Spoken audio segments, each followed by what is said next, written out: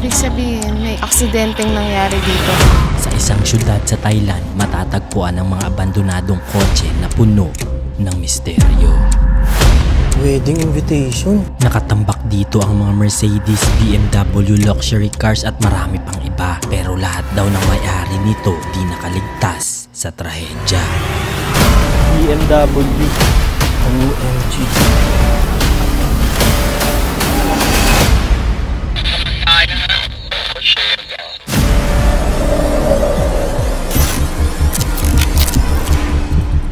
Nagsimula agad kami habang may araw pa. Dito na kami guys. Grabe, dami. Dito pa lang sa bungad, sobrang dami na. Kita siya sa kalsada pero hinayaan lang dito nakatambak. Hindi lang pala kotse ang mga nandito. Meron din tricycle na abandonado. Meron din sila dito tuk-tuk. Meron din dito Mitsubishi. Bago po, check natin. Medyo bago pa ang isang to, kaya chinek ko anong meron sa loob. Gamit pa sa loob. Oh my god, bukas. Ito yung loob niya. Ito yung loob niya guys.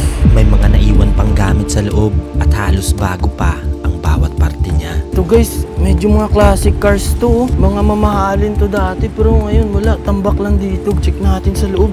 Oh, ito sarado na siya. Na-stuck na. Kinalawang na ang mga parte nito kaya hindi na siya nabubuksan. Ito, sira na.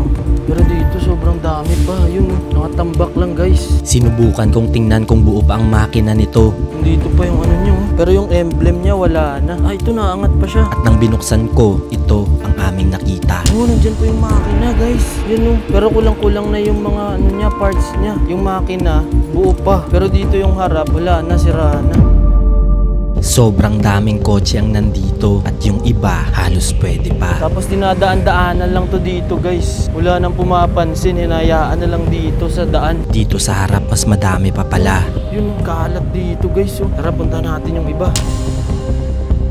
Halatang mamahalin ng mga ito pero nakakapagtaka bakit ito inabandona. Pero yan yung emblem niya. Parang H tsaka M. Grabe, ganda. Tiningnan ko kung anong meron sa loob nito. Oh my god, bukas. Tingnan nyo guys, yung loob niya. Ano? Ito wala na siyang manibela. Tapos yung home niya, medyo okay pa. Halos wala pang sira ang mga upuan nito. Pero ang ibang parte, tinanggal na. Wala na rin yung speakers niya dun sa likod. Siguro ito, parang kinuhanan na kinalakal na guys. Kasi wala na rin yung mga stereo niya. Ito bukas na. Nayaan na lang dito. At ang labas nito, nababalot na ng mga damo. Ayan, nayaan na lang siya bubulok dito guys. Sa tabi nito may nakita kaming isa pang mamahaling kotse. Halos bago pa ang pintura nito, kaya chinek ko agad kung bukas. Ito, bukas pa kaya ito? Check natin. Oh, bukas pa. Pagtingin ko sa loob, ito ang aking nakita. Ito, ang ganda ng leather. Bago pa guys. Tapos yung manibela niya medyo okay pa. Tapos yung mga stereo niya tsaka aircon nandito. Mukhang bago pa at halatang mamahalin talaga. Wala pang sira. Tapos yung stereo niya, ito yung ano niya, cambio niya, automatic. Grabe, Mercedes-Benz pala to guys. Ito pala yung loob ng Mercedes-Benz. Grabe, ngayon lang ako nakakita sa buong buhay ko nito. Talagang nakakamangha pero nakakapanghinayang. Ito yung mga nandito, puro siya classic cars na luxury. Kasi itong isa, oh, ayan oh, logo niya, hindi ko alam kung anong logo yan eh. Pero ano siya, may kabayo. Medyo okay pa. Sira-sira na rin yung pintura. Kasi ito yung sa gasolina niya. Hindi ako sigurado sa brand ng isang to, kaya tiningnan ko anong meron sa loob. Yan, bukas siya. Grabe yung ano niya, oh. Ganda ng ano niya, window niya guys. Sira-sira na ang loob nito, pero nabigla kami sa aming nadiskubre. Pero para siyang invitation. May nakita kaming mga imbitasyon para sa kasal. Valentine's, wedding invitation. Di kaya na-aksidente ito dito. Wedding invitation. At ang masaklap, hindi lang isa ang pumanaw dito. Di ba sa kasal yan? Pangalan ng kinasal? Homeboy and Bia. Nagpatuloy lang kami sa pag-iikot dahil sobrang dami pa dito. Ito naman, Subaru. Grabe, nabubulok na lang dito guys. Ano kaya sa loob ng ano?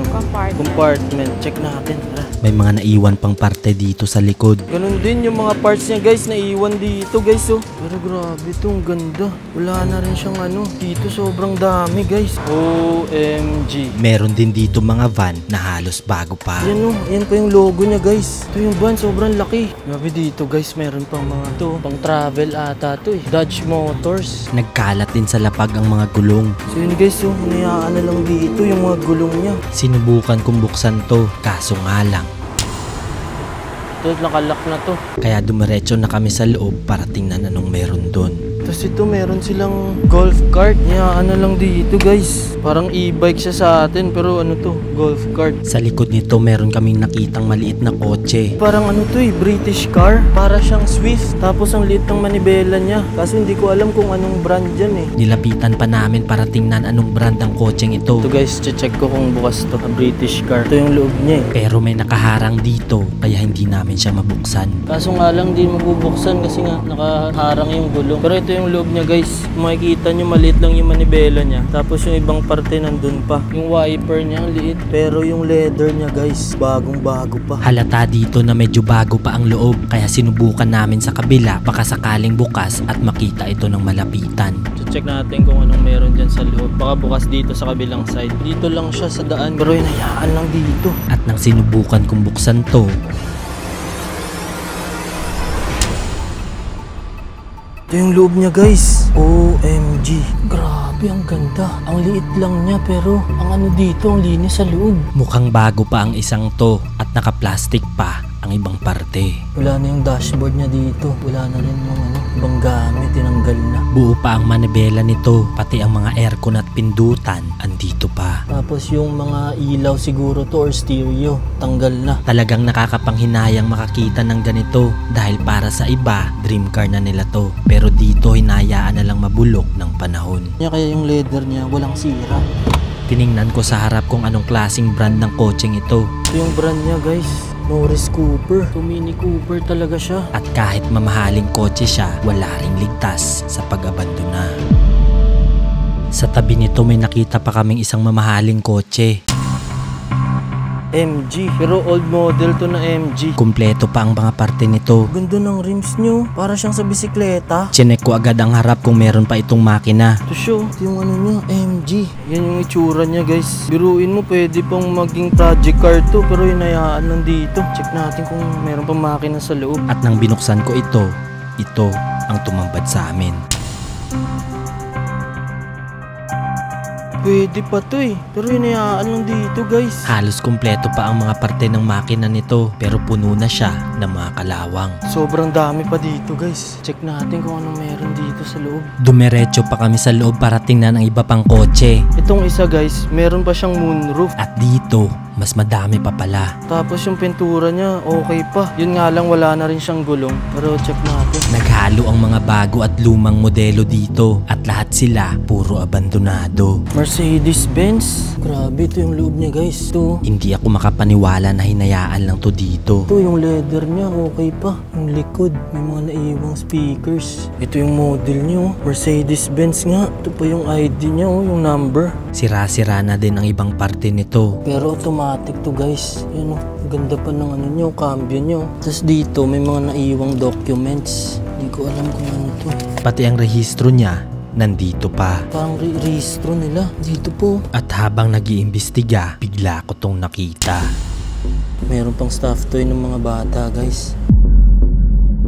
Inayaan lang namin to at nagpatuloy lang sa paglilibot. Sobrang dami dito. Yung iba dito halos ilang dekada na tinambak at nababalot na ng mga damo. Ito wala, sira-sira na talaga siya. Parang na-aksidente to eh, kasi basag no. Itong isa, yung mga parang pang travel to, wala na rin no. Yung pintura niya guys, sa sobrang luma na, wala na, nagbitak-bitak na siya. Pero yung loob niya, intact pa. Check natin. So kung nakita natin before, dun sa isang car graveyard na pinuntahan natin, dun meron pa mga bago. Dito, puro naman sila classic pero luxury cars. Tingnan mo yung mga nandito, puro mamahalin. Luma na siya, pero mga mamahalin. Tapos yung upuan niya guys, parang yung sa likod, hindi siya separate. Parehas dito sa likod oh. Kahit dekada na to nakatambak, buo pa rin ang mga parte nito sa loob. Parang carpet niya dito sa dashboard.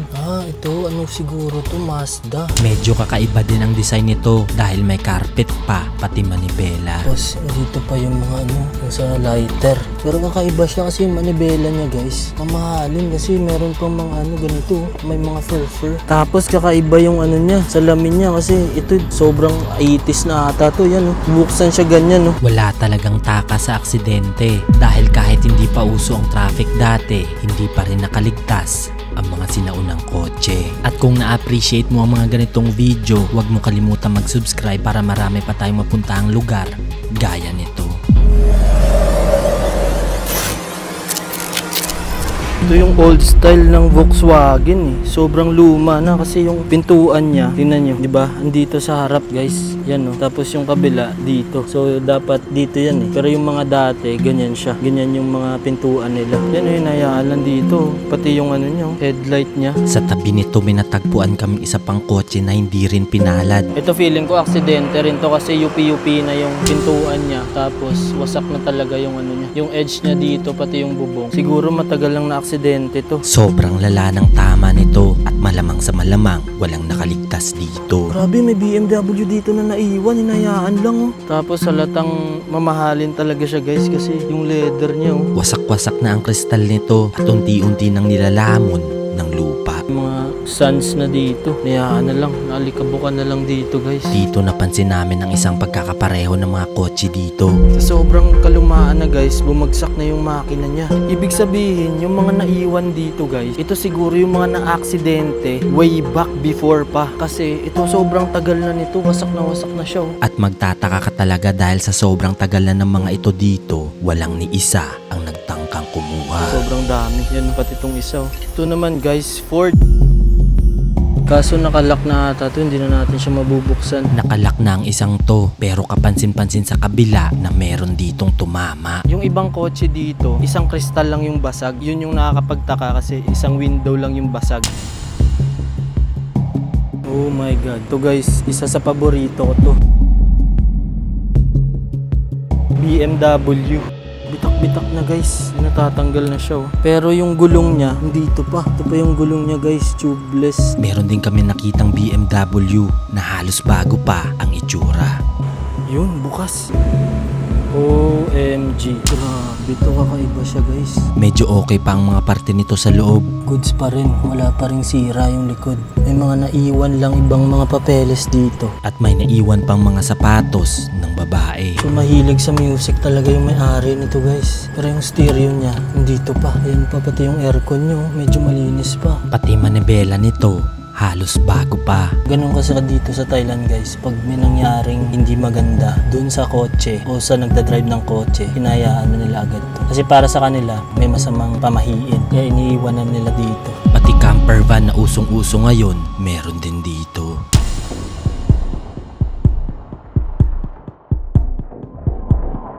Tapos wala na rin yung cover niya. Siguro natanggal na rin dahil sa kalumaan. Chinek namin agad kung bukas to para malaman kung anong meron sa loob. Shucks, bukas siya guys. At pagsilip ko sa loob, ito ang tumambad sa amin. Camper van siya guys. Ang laki niya. Kaso medyo malambot na yung loob guys. Medyo malambot na ang flooring nito. Tapos ayan oh, may butas-butas na rin. At naiwan pa pati makina. Nandito pa. Grabe, sobrang lawak nito. Ang laki. Kasi ito yung manibela niya guys. Manipis lang siya. Tapos may dalawang upuan. Pero yung makina niya tinanggalan na ng cover. Pero yung upuan nito oh, premium din. Naka-leather. Medyo okay pa. Tapos yung dashboard niya walang sira. Yung stereo nga lang tinanggal na rin. Tapos yung mga exhaust, yung mga hose nandito pa.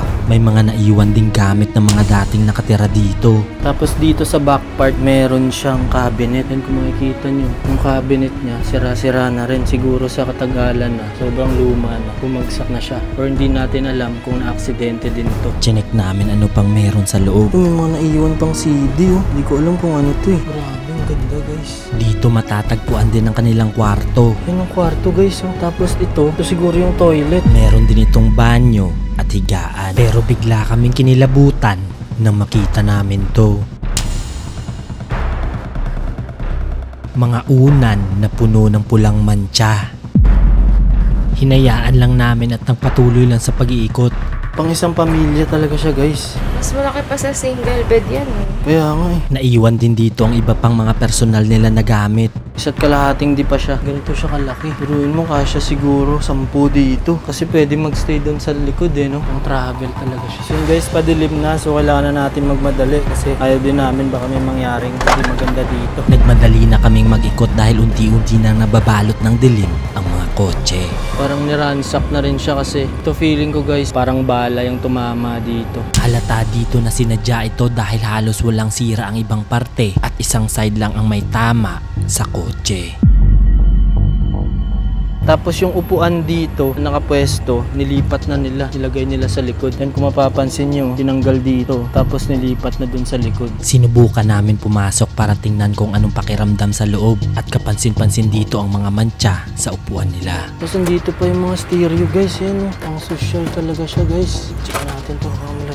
VHS. Diba ito yung VHS dati? Yan o. Magtataka ka talaga dahil lahat ng gamit dito hinayaan lang nila at hindi kinuha. Kaya nag-decide kami mag-imbestiga kung may masasagap kaming kakaiba. Try namin mag-investigate gamit ang spirit box. Try natin kung may mapipick up tayong frequency or may masasagot sa atin. Tara. Dito nagsimula na agad kami magtanong pero biglang nag-iba ang amoy sa loob. Malansa pero parang amoy bulaklak siya na malansa. Medyo iba yung amoy dito guys. Hinayaan lang namin to at nagpatuloy lang sa pagtatanong. Ako po si Clint, kasama ko po si Dayan. Magtatanong lang po kami kung meron po ba talagang nangyari dito. หนูชื่อไดแอนแล้วก็อยู่กับพิงเราอยากถามว่ามีอะไรเกิดที่นี่ไหมเกิดขึ้นที่นี่ไหมครับ is oo Pwede ba namin malaman kung babae kayo o lalaki? เราอยากรู้ว่ามันเป็นผู้หญิงหรือผู้ชายผู้หญิงไหมผู้ชายlalaki Lalaki. Dito nagtanong na kami kung anong rason ng pagpanaw niya sa loob ng kotse. Pinaslang ka ba dito or naaksidente ka? คนทุกท่าที่นี่รู้ไหม Kap talaga. So kap guys, meaning, so ibig sabihin, pinaslang nga siya dito. Tama nga ang hinala namin dito kaya nagtanong kami agad kung kailangan niya ng tulong. Gusto mo bang tulungan ka namin, ipagdasal ka namin? ได้ไหมเราจะสวดมนต์สำหรับคุณ Kaya nag-alay kami agad ng dasal para sa kanila.